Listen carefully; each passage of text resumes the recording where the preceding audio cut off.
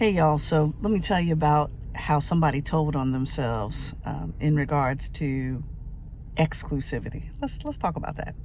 So I have several clients right now, 3 to 4 clients that are administering enterprise-wide surveys, right?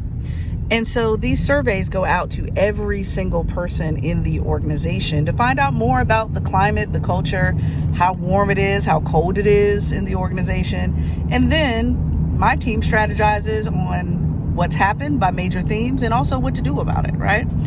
And so, of course, we do ask about demographics in our surveys. And so instead of completing the entire survey, which, let me be clear, demographics are voluntary. You do not have to share the demographics.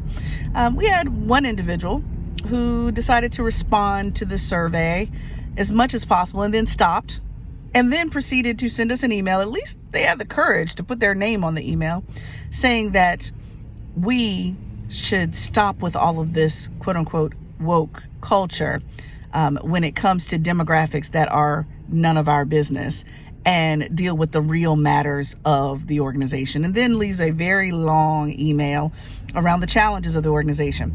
Okay. All right. Let me run down my list so I can go ahead and read you right now. Number 1, thank you, because the email that you sent us was even more robust, deeper, and wider than what we would have gotten in the survey. So thank you for letting your entire slip show when it comes to your organization's health. That's number 1. Number 2, stop with woke. Interestingly enough, woke is African American vernacular to pay attention to when there is racial injustice and discrimination going on in an organization.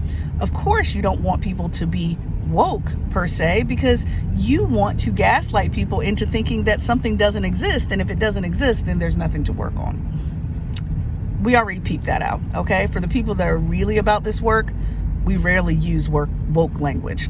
The only people that are now using the woke language are the people that are disturbed by it, not the people that are working on it or directly affected by it.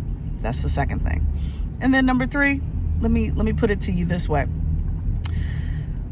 If you think that identity does not play a part in people's lived experiences, then you are the walking definition of privilege. Why?